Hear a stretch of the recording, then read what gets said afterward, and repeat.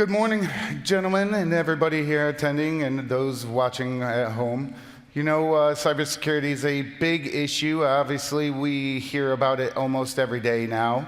And that includes from everything from oil pipelines to meat packing places to hospitals.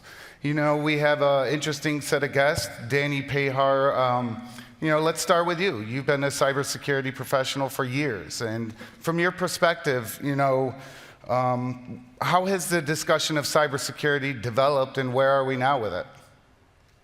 Excellent question, Brian, and thank you for starting me off with that. So I've been in cybersecurity for the past 20 years, and when I first got into cybersecurity, what were people wanting to talk to me about?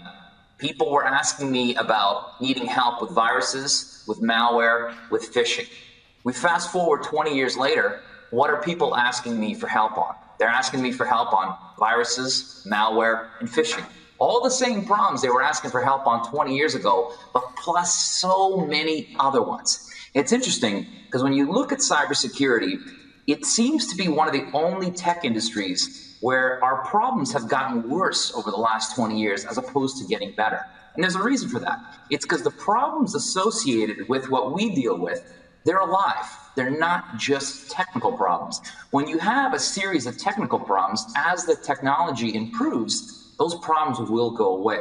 But when your problems are alive, they evolve as you evolve. And what I mean by being alive is in those three things that I listed, viruses, malware, phishing as an example, someone made that virus. It's not just a technical problem. Somebody made that malware. Someone's behind that phishing attack. And that really represents the complicated nature of what we're dealing with here. If we look at, you were asking, what does the current state look like? It's something I do love to talk about. But in the interest of time, I'll list two things that I think provide a good example of the current state of what we're seeing. One of the things is cybercrime has become a career. This is a business. 20 years ago, it wasn't necessarily that. If we think back to the I love you virus, if you remember that from 20 years ago, the I love you virus did a lot of damage and it affected a lot of organizations. But it wasn't something that somebody made money off of. It wasn't something that was targeted. It was a hacker trying to show their skill set, a hacker having fun and showing their skill set by showing what they can damage. Same thing with, if you remember, the anacornacova virus, also a very old virus. But now, those cyber criminals have realized, listen, I could do things with this. I could make money with this. I can do state-sponsored attacks with this. And when the motivation behind the attack goes from just having some fun or vandalism, online vandalism, to something serious like stealing or crime or terrorism, the actual threat level then increases. So that's why we're seeing this. These guys are making a lot of money doing this, and it's not going away. But combined with that is that our vulnerability environments have drastically increased. In the 90s, if I was to say to you, hey, Brian, I want to talk to you about corporate security, you'd probably think, well, this guy wants to talk to me about, security guards or video cameras. But that definition changed as we started to put data in other places. So then corporate security also became cybersecurity. But then we also had to change that definition to include mobile security, host security, cloud security, IoT security. We have data everywhere, and that represents more environments that can be breached. There was a casino recently that was breached, and the perpetrators got through their phishing tank. Imagine that. They had a smart phishing tank. The perpetrators breached the phishing tank because everyone's thinking, well, no point securing a phishing tank. Who'd want to hack that? But once they were in the network, from there, they were able to get to something more serious. So if you look at those two things, cybercrime as a career, as a way of life, combined with ever-increasing environments, I think that really helps understand the complicated state of cybersecurity and cybercrime and why we're seeing things evolve the way that they're evolving. So kind of a long answer to a short question, but I hope that gave you the answer you were looking for, Brian. Yeah, you encapsulated it perfectly. And I want to switch over to Aaron. Aaron, you work with a lot of small businesses. Is that correct? Yeah, no, that's right. Our general sort of median size is about 15 to 20 users. So, Okay. We're day to day, that's our sort of bread and butter, but we also sort of go up to the 100 plus, 150 plus users. So, bit of a spread for us. Yeah, so I mean, where the gamut kind of covers, the enterprise side as well as small business, would you say that small, medium, mid-market businesses are just as susceptible or more or less susceptible to cybercrime? I would say that previously it was from an SMB side of things, it wasn't as prevalent as it is today. So I would have said, say 5 years ago, somebody getting compromised or somebody getting attacked in the SMB market was a rare thing, whereas nowadays it's just constant. There's someone who's got 2 users, someone who's got 10 users is just as prevalent depending on what they actually do day to day. If you've got, say, a small medical clinic, they might have thousands of patients in their medical systems from there. That's valuable. That's what they're after. That's what they're trying to get into. And if anything, it's lesser hurdles getting into small business than into an enterprise side of things because they're more likely to have less protection in place.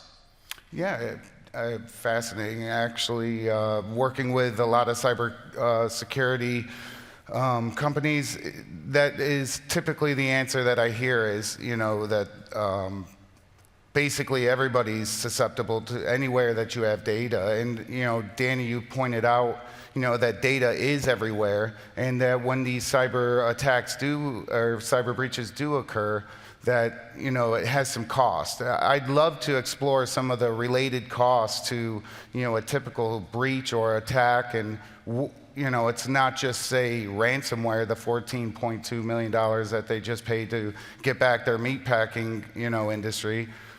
What are some of those related costs? So when you look at related costs or related impacts, the ransomware that people are paying, that's only a part of it if we're talking about a ransomware attack. If you look at the legal fees, if you look at the loss of trust of a brand, if you look at so many other things involved, the ransomware in many cases would actually be the smaller point of the impact. But whenever somebody asks me about related costs or stories about related costs, what I love to do is I love to talk about a story that speaks to 2 points. It speaks to the impact, but also helps take away misconceptions. And so one story that I have for you is there was a case that I had worked on where there was a gentleman that was a victim of identity theft, and the perpetrator stole from him $150,000. And when you think of all the numbers that we hear on the news, when I say 150,000, that's actually a pretty small number, comparatively speaking. But the reason why I referenced that story is because 10 months prior to this happening, that gentleman was rejected from the bank for a loan for $10,000. So imagine that. His credit wasn't good enough to get him a loan for $10,000, but a fake version of him could use his identity to take out $150,000. So how did that happen? Well, there's a few ways that can happen. In his case, what it was the perpetrator took out a series of mini loans. We've seen the commercials on TV where they'll say, you've got bad credit, no problem. We'll give you a loan of up to $5,000 even if you don't have good credit. And they give these mini loans with very, very high interest rates. And so of course, most people are not going to want to take a series of those mini loans. But if you're not planning on paying it back, then yeah, that's something that a perpetrator would do. And so they got their hands on his driver's license number on his birthday. With that, they used that to forward his mailing address for about 35 days before he noticed. And in that time, they requested a series of mini loan applications, and they took out $150,000. And the reason why I like to highlight this story is because so many times I'll hear people say, well, hey, that pipeline attack, they wanted these guys for $4.4 million. Not going to happen to me because I don't have any money. No one's coming after me. The fact of the matter is we do need to understand that it can happen to everybody. If you have data, you absolutely have risk. And I think a lot of times if you analyze risk in any way, if you talk to any professional that analyzes risk for a living, there's always 2 things they look at: impact and probability. I find society is pretty good at getting the impacts when it comes to cybersecurity. I don't think there's anyone in the audience, I don't think there's anyone that you'll talk to that will doubt the impacts associated with cybercrime are expensive. We get it. I think where we tend to drop the ball is we don't necessarily get the probability, because so many people will say, not going to happen to me. It'll happen to the government, but it's not going to happen to me. And I think we need to understand that the probability is just as high as the impact is devastating. Yeah, you make up a great point. If it's not a question of if and just a question of when, then how do you best protect yourself? And that starts with the home and the family. And I know you do a lot of work on that. But I wanted to ask Dean. Dean, tell me a little bit about BitPing, and tell me a little bit about how you see how blockchain can solve some of these cybersecurity issues that we're talking about. Sure. So at BitPing, we are a distributed network intelligence solution. People use BitPing to monitor their online platforms and services. We offer services such as ping monitoring, load time monitoring, HTTP verbs. We detect things like cache poisoning attacks on DNS, where people can redirect your site to other locations. We catch SSL spoofing.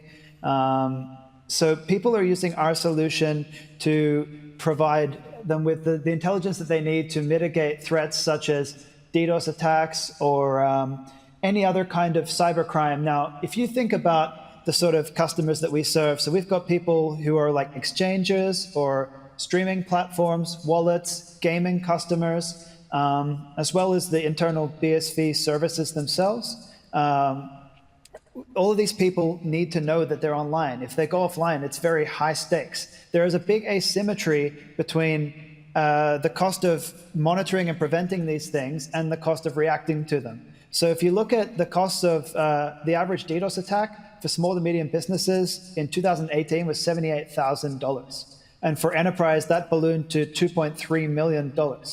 So people are paying for BitPing services to monitor their platforms to help them mitigate these things. And not only is it operating on the mitigation front, we also allow people to do stress testing of their services ahead of time. So how BitPing works is it's a distributed network of real user nodes. That is, real users go to bitping.com, download our node software, and run it on their computers. And where Bitcoin comes into this is we give them micropayments to run these tasks for us. So they can say, we can say, for example, can I ping this website from this country? Or we also offer a full suite of Selenium testing. So we can answer the question of, can a user in this country with this ISP in this location on this device on this operating system in this browser perform this task? So we can get the most granular locational data out of any solution out there, and we're paying people real time in Bitcoin to perform these actions. Now, there are similar things like this that already exist. However, they're usually used for nefarious purposes. BitPing is essentially a commercial, honest, law-abiding version of these things that takes what these cyber criminals use to attack you and uses it to defend you. So how is BitPing different from, say, Google or Amazon when it comes to these testing services? Well, the difference is BitPing optimizes for false positives rather than false negatives. Now, what does that mean? Well, it means if Google tries to hit your website and it says you're offline, you're probably offline. But if they say you're online, it does not necessarily mean that you're online. This is because most of these attacks and problems actually occur at the edge of the network. However, Google and Amazon and these big companies are all at the center of the network. So by creating these distributed networks that can be incentivized using Bitcoin, where we can pay people anywhere around the world, fractions of a cent in real time for these small little portions of work, we can actually give you a more granular and distributed version of the data that's more representative of your end users. And so we're seeing a lot of people are finding this really useful. I could give you the analogy of a smoke alarm. Imagine if a smoke alarm told you, I don't think there's a fire, but there is, right? That would be a very bad smoke alarm, right? But if it said, I think there's a fire, but there's not, that is a more favorable outcome. So that's why we're seeing businesses realize the value in our service in the sense that it's able to catch things that the big players can't, because those problems are not occurring at the center of the network, but around the edges. And Bitcoin allows that to be incentivized and monetized all around the world. Very impressive. I'm very curious kind of about the roadmap as far as BitPing. Do you plan on adding additional services over time? Yeah, so one thing that we really want to ramp up is the ability to do testing ahead of time. So we want to allow people to simulate DDoS attacks that are realistic, because we have nodes in 70 odd countries. So we can simulate a real attack as though some of these people have been infected with a virus and their computers are being weaponized to attack your site. We can simulate that so you can know that when someone really does attack you, you're ready to handle and mitigate that. And the other thing that we're working on too is we want to hook into your release pipelines for anyone who's running apps or whatever. We want to be able to basically check that every time you've made a build, it functions the way that you expect it to, not just in your development environment locally, but also globally everywhere around the world. And then when we do detect these issues, we're also working on ways to connect to services like Kubernetes or whatever your cloud platform is, so that we can tell it to update its DNS to basically redirect things to other parts of your network, so that we can minimize downtime. Because often when you're being attacked, the server that's being attacked is the thing making the decision about where to redirect traffic. And so it's like trying to melt down while mitigating the meltdown. It's not really a good model. So we're trying to do a whole bunch of stuff like this. We're also hoping that we can sort of transfer our current network into a more of like a peer-to-peer network, and maybe even look at things like how do we make DNS better. Wow. Aaron, you do a lot of work with network management. What are some of the encounters like that you have on your day-to-day when there's been a compromise or breach? And do you foresee something, like BitPing to where, that could solve some of those issues? Look, in the SMB space, I guess it's less of that sort of things that people are getting compromised by. It's more of, Office 365 compromises, somebody gets their credentials out, doesn't have MFA. So from our perspective, I guess that's less of an important thing for the SMB side of things, because that's much more user focused, at least nowadays. Like, gone are the days of someone's trying to brute force into a router or something like that. It's more, hey, you get an email, put your Office 365 details in. Hey, you haven't got MFA, that's now compromised. They're sitting in your tenant looking to do things like changing invoices so that you're paying to their own bank account, stuff like that. So I see more of that in the higher end, but a lot less of it in the SMB space, where it's much more user-centric that the attacks are happening. Okay. So transitioning from the enterprise to the mid-market SMB space, right back down to the home, Seth, I'm interested in hearing a little bit about Router SV and how that can kind of help the families at home protect themselves against cyber attacks and breaches on their home networks. A lot of these problems, as has been brought out multiple times now, all come out from these simple home computers. So you have these massive botnet attacks. Often they're landed on small business computers because there's no IT personnel or very limited IT personnel that can actually help out, or home computers because there's just no one there to fix this. So the idea for Router SV sort of came into the fact of, well, we have all these issues here. We have a very clear egress and ingress point for a network. So what if we could use that to actually tangibly stop some of these attacks, not only on the home user, so to keep the family safe, to keep your users safe in a small business, but to then actually make the internet a safer place in general. So using these little isolated islands of routers to collect this information and then spread it around and see if we can actually use that as sort of like an intelligent threat library. Interesting. So do you see other ways that Bitcoin SV could help with cybersecurity and bolster cybersecurity for not just definitely. I'm sorry. Yeah, definitely. It's sky's the limit. One thing that happens very regularly in every sort of attack is you'll notice that the logs are cleared, for example. So someone obviously wants to cover their tracks. They don't want people to find out exactly how they did what they've done. They don't want to be detected. They want to stay in the network as long as possible to continue doing as much damage as possible.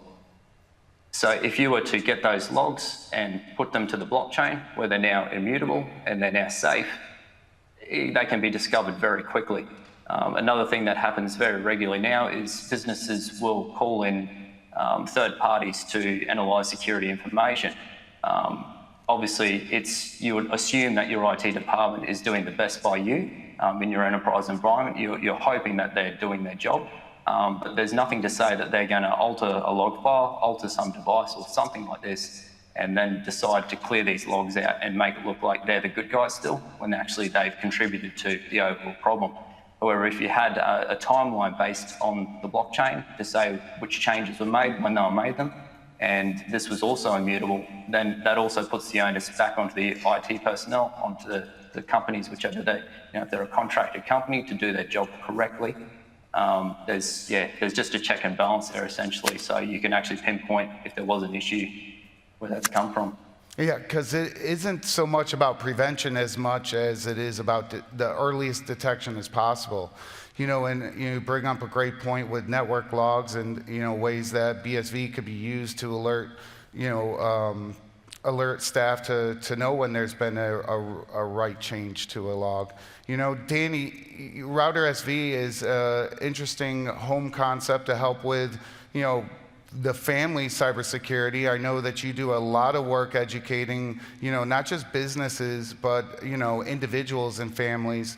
How do you see something like that, working here in the future? Is that something that you see could be a benefit to home cybersecurity? Not only do I see that it could be a benefit, but I'm very excited about it, and I've actually made sure to take down the names of the gentleman talking about it, because I'm going to be following up with them after this to find out as much as I can about it. And yeah, I think that could be definitely a massive need that can really help out a lot of people.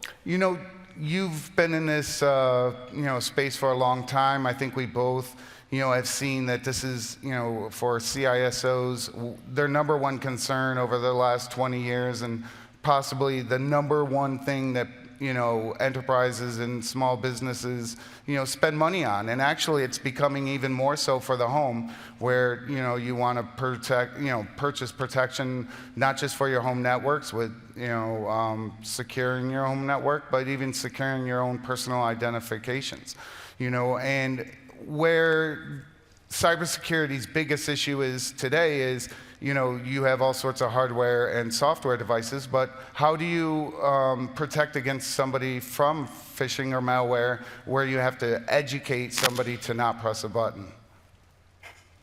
So I think the biggest thing there is, I think you said it, that is education.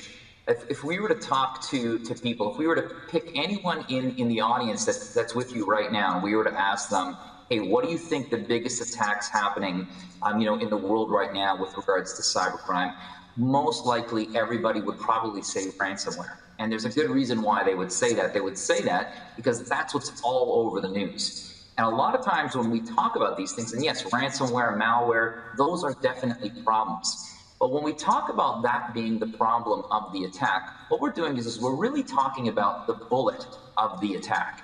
And so let me explain what I mean by that. So I've taken survival training 3 different times, 3 different instructors, and as a part of that training, we talked about how to survive a mass shooting.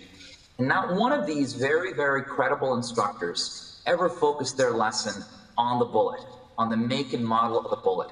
It was, I don't need to know what the history of this bullet. I don't need to know where this bullet came from. I just need to know how to not get shot, right? And so when I hear somebody say ransomware attack or malware attack, for me, I'm hearing that's a person got tricked attack.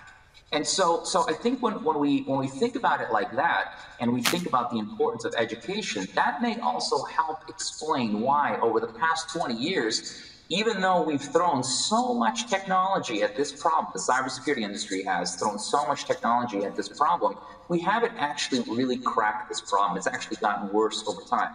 And technology is definitely a very crucial part of the solution, but we also have to remember education is a key part of it as well. We got to educate people on 4 key things. 1, what's the valuable thing that the bad guys actually want? I mean, if I don't know I need to protect my driver's license number, why would I think I should protect it? We got to educate people on the type of attacks that are out there and how these bad guys are winning.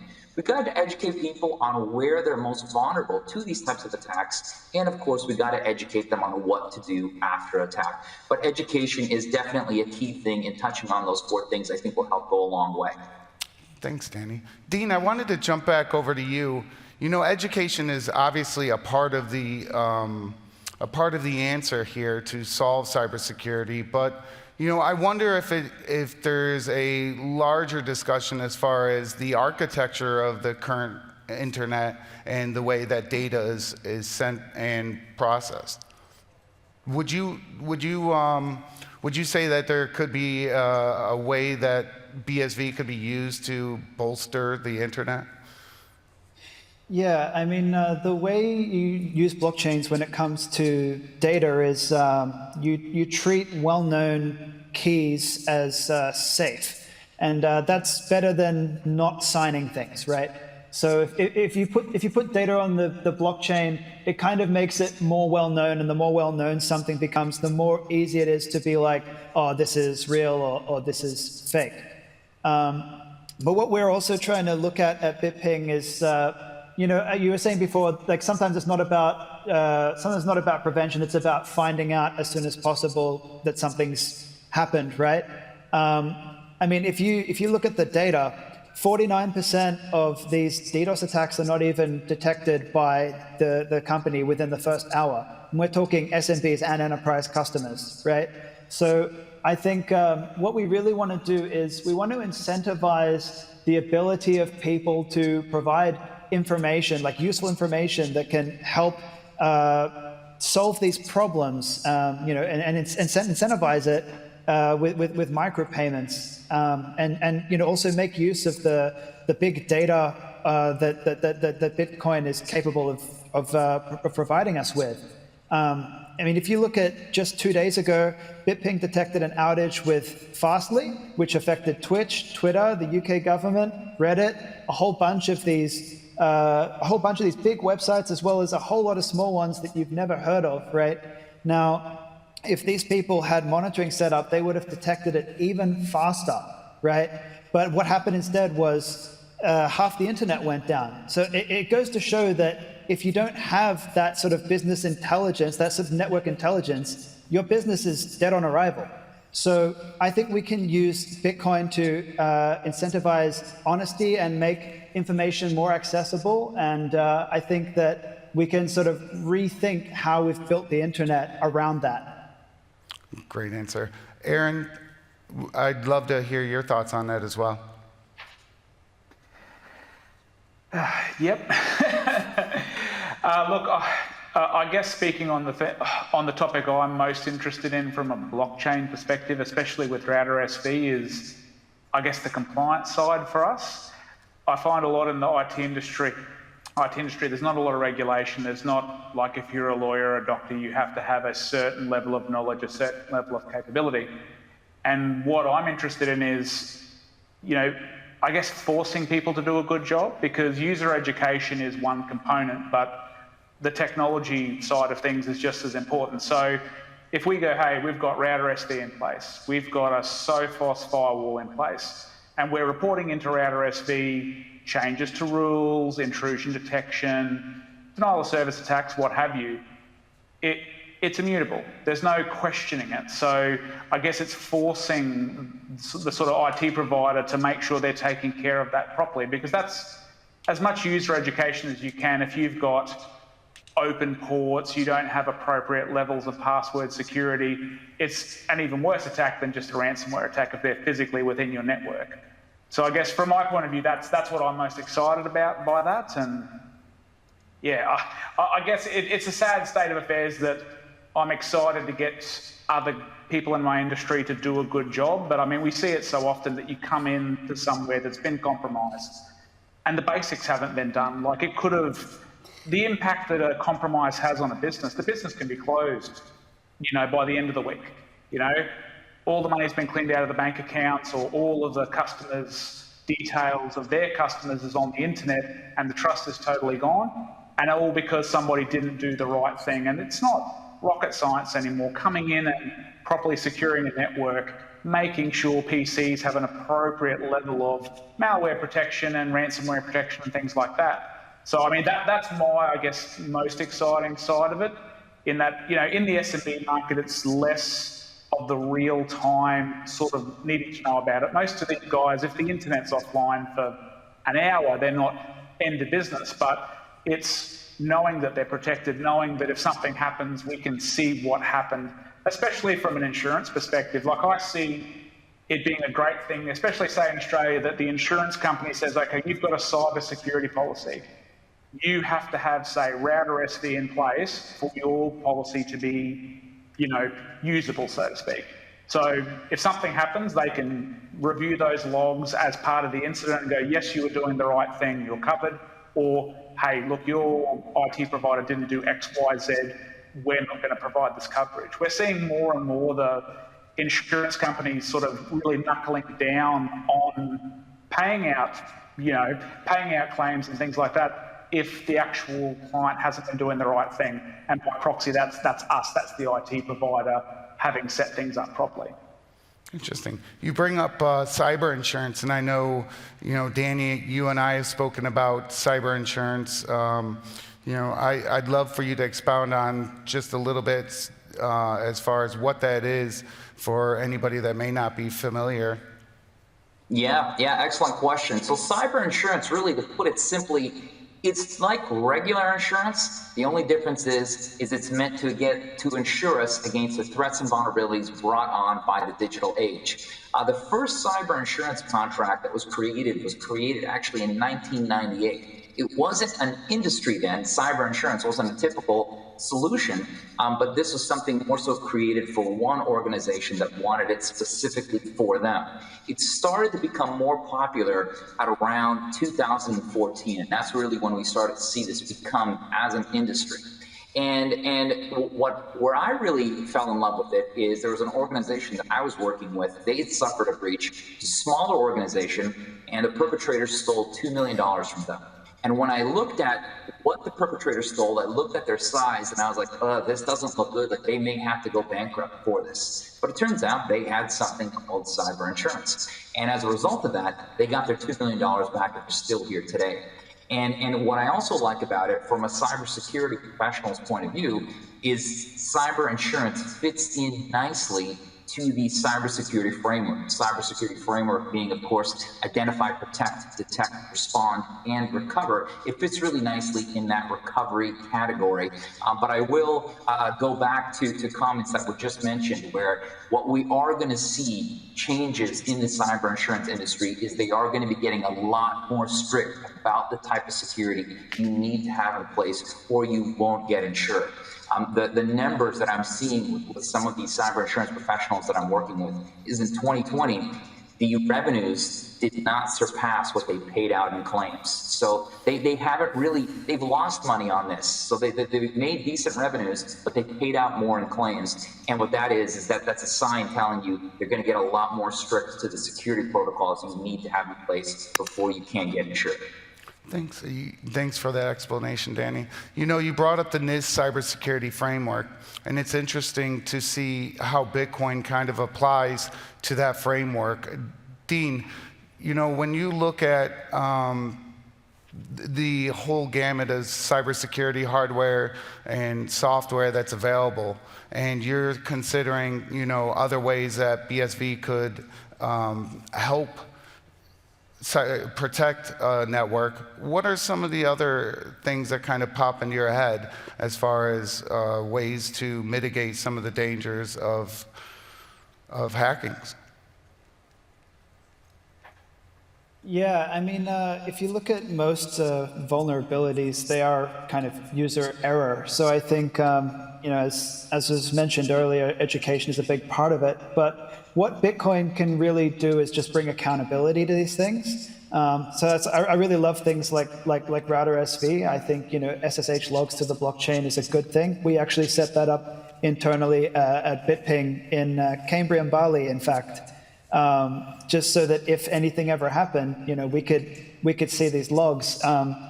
I think the other thing that you can do with Bitcoin is you have sort of these economic incentives. So what you can do is you can have systems where it's expensive to be dishonest, but very cheap to be honest. And so I think you'll see people solving a lot of issues of like things being misused or whatever by these kind of economic models. Thanks. Seth, you know, I'm interested in hearing your thoughts on that as well. Yeah, it's much along the same lines. Exactly what Dean said. How much of the problem is a reliance on third parties? Yeah, that's something that really affects small business a lot. Because they don't have the budget to go and get a security analyst on board and a network engineer and all the appropriate roles of people filled in so that they can secure themselves and protect themselves properly, they have to fall back on these trusted third parties. You're assuming that they're doing the right job. You hope that when you purchase a 365 subscription that Microsoft is keeping your data safe. You hope when you purchase a router of a certain brand that if it's a cloud router, it's going to do its job. You know, it's going to be secure. You make changes, only you can make those changes. Unfortunately, just on exactly that note, recently a very large company, which might start with you, did have a bit of a breach, and that did expose a lot of routers and enterprise network equipment to a hack, which come through supposedly what should be a trusted third party. So this is something where the blockchain could really shine a bit of a light on that, give a bit better of a back end instead of just having this strange idea of this trusted relationship. We could actually verify that and build it on the chain instead. And with some of the information that you gather from, you know, Router SV as far as the IPs of attacks, how could that information be used to kind of mitigate some of those attacks in the future? Yeah, it's been a very interesting little sort of side project. We popped up the little Router SV page and just put the most common sort of ports and IPs predominantly was what we put up.